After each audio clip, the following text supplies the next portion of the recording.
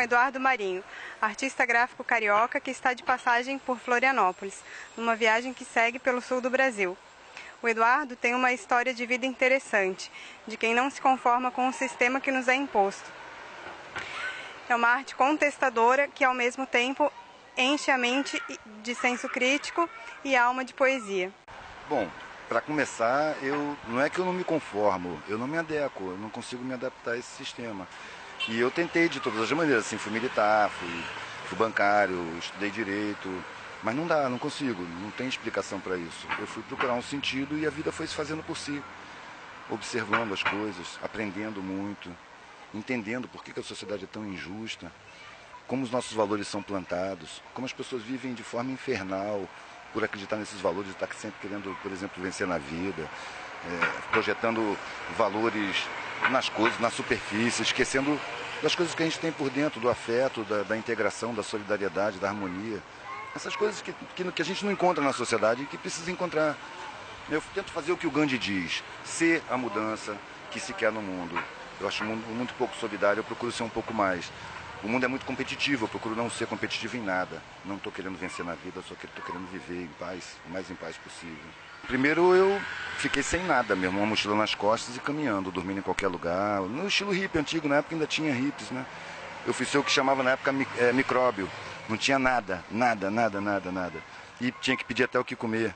São experiências muito ricas, que a maioria das pessoas vê como depressivas ou humilhantes.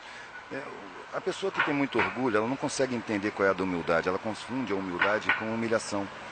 A gente, quando tem humildade, a gente não se sente menor e não se ofende com nada. A gente vive muito mais em paz, porque também a gente não se sente maior do que ninguém e não tem necessidade de disputar nada com ninguém. Então isso deixa a gente em condição de estar sempre aprendendo. Até com insulto a gente aprende, mas as pessoas preferem se aborrecer. Você com humildade você se aborrece muito menos. Você entende o porquê da agressão. Você não se sente diminuído com ela. Você vê uma pessoa descontrolada, você não vai se descontrolar junto, né? E como é que tu ficaste conhecido no Brasil inteiro? Meu trabalho me levou a dialogar muito com as pessoas. Vendendo artesanato, eu comecei a escrever o que eu pensava, fazer brochinhos gravados em relevo no metal, sabe? E isso me levou a muita ideia, muita gente que pensa, muito debate, muita conversa, sabe? E eu acostumei a trabalhar sempre falando com as pessoas. Um dia chegaram pessoas com câmera e microfone e filmaram o que eu estava fazendo, que era normal, o dia a dia. Só que essas vieram perguntando mais do que as pessoas que estão olhando o meu trabalho, porque elas eram jornalistas e estavam trabalhando nas perguntas, né?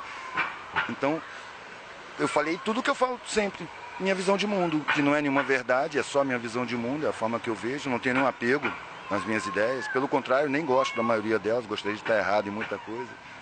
Então, só é um desenvolvimento do trabalho. Aí, mandou para o mundo pela internet. E as pessoas começaram a ficar espantadas. Mas eu não estou vendo nada demais no que eu estou falando, eu estou só vendo o mundo à minha volta. Estou vivenciando na função de aprender. E nessa função de aprender, a decorrência dela é explanar, né? Fluxo, botar para fora também. Não é para eu aprender sozinho, é para eu trocar com as pessoas. Até porque as pessoas acabam te corrigindo quando você está errado. Né? E a tua arte? Tu consideras que a tua arte tem um caráter político? Aí eu vou cair no jargão do tudo é político, né? A minha arte é uma necessidade que eu tenho. Na verdade, ela é um veículo, não é o foco. Para mim, não é a arte pela arte. A arte é um veículo que eu uso para dizer o que eu penso. Numa sociedade, numa estrutura social que me maltrata o sentimento. Sabe? Eu sinto as pessoas abandonadas. Eu sinto as injustiças. Eu sinto a opulência e o luxo. Não focalizo assim nas pessoas, não. Mas eu vejo que a estrutura, o sistema social é podre, dominado por pouca gente que não está nem aí com o sofrimento da maioria. Não é possível acreditar que a miséria é necessária.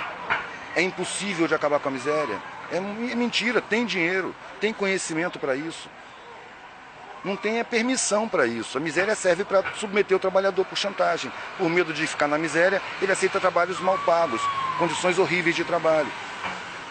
A formação de privilégios necessita da destruição de direitos. Os direitos da maioria são simplesmente roubados.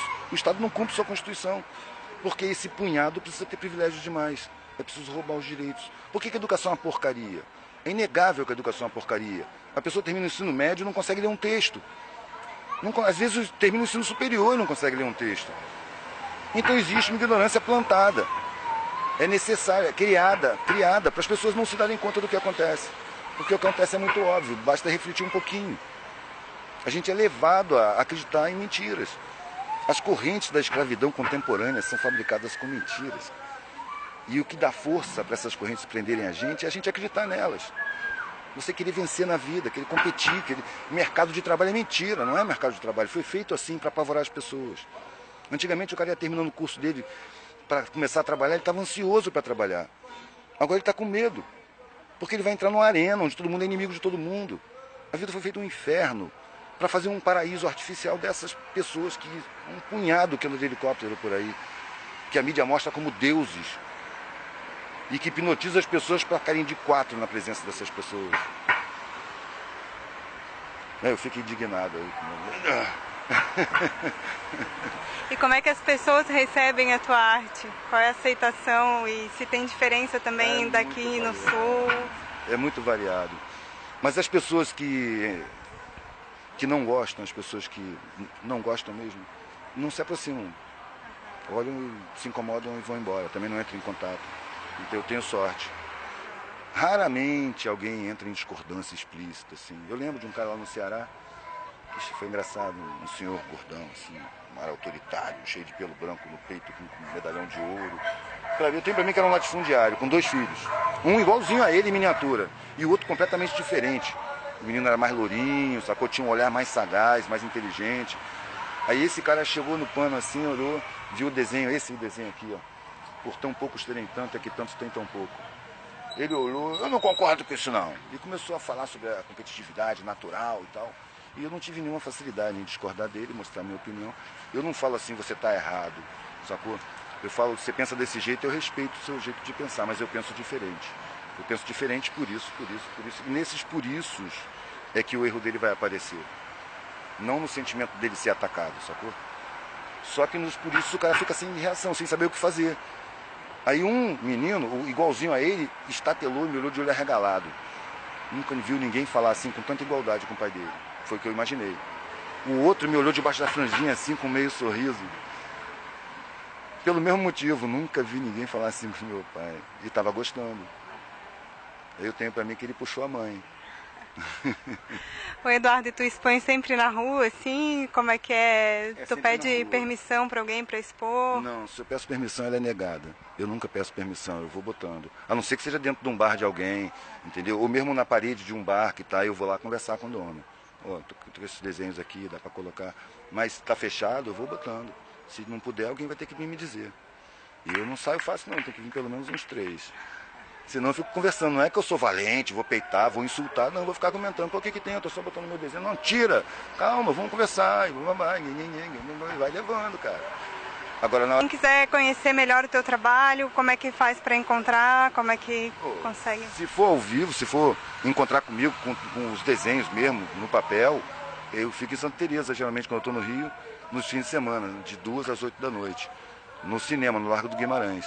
Agora na internet tem o blog observarabsorver.blogspot.com, né? Dentro dele tem um linkzinho que é ver o trampo.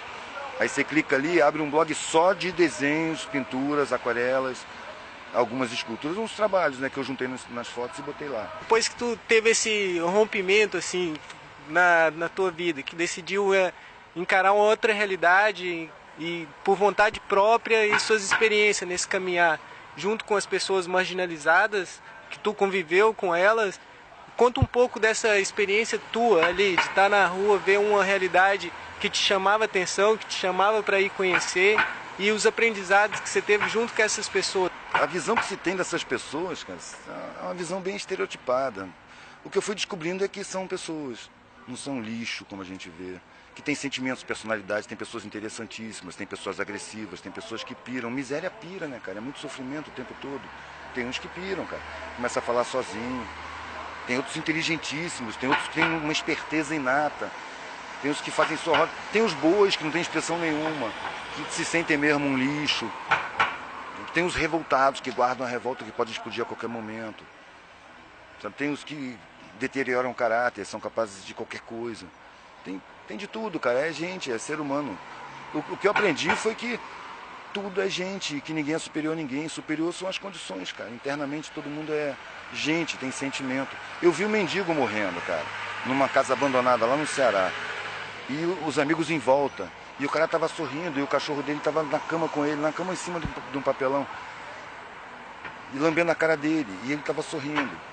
Sabe? E eu li um pedacinho de um livro que é feito em cima de entrevistas de enfermeiras que trabalham com pacientes em estado terminal, de clínicas particulares, né, para pessoas bem abonadas. E viram morrer pessoas dizendo que o desejo mais forte dessas pessoas seria ter o afeto da família, ter vivido mais afetivamente, de ser mais carinhoso, de dizer que ama, de se sentir amado. Sabe? Nesse momento aparece o valor da vida, né? E a pessoa se sente desperdiçada. Ou seja, nas condições de miséria eu encontrei uma humanidade muito mais bonita do que nas condições de opulência. Na opulência você necessariamente precisa esquecer que existe gente sofrendo. Sabe? E esse esquecimento a mim não interessa, eu não quero condenar essas pessoas, mas eu acho que ele dá resultado, ele tem consequências na vida dessas pessoas, na sensibilidade dessas pessoas, no ser dessas pessoas. Interfere na qualidade de vida, na qualidade de pessoa, sabe? Por isso eu vi qualidade muito maior lá embaixo. O que é solidariedade? Solidariedade, acho que é sentir o sentimento do outro. É claro que é muito mais fácil você sentir o sentimento do outro quando você passou pela mesma situação. Mas é lindo quando você consegue sentir o sentimento do outro sem ter passado pela situação. Só porque você está vendo nele o sofrimento. As pessoas que mais facilmente, que não me negavam comida, eram quem tinha passado fome. Era difícil negar. Para uma pessoa dessa negar, ela tem que ser muito agressiva. Ela vai negar aos gritos. Porque ela vai estar brigando com ela mesma.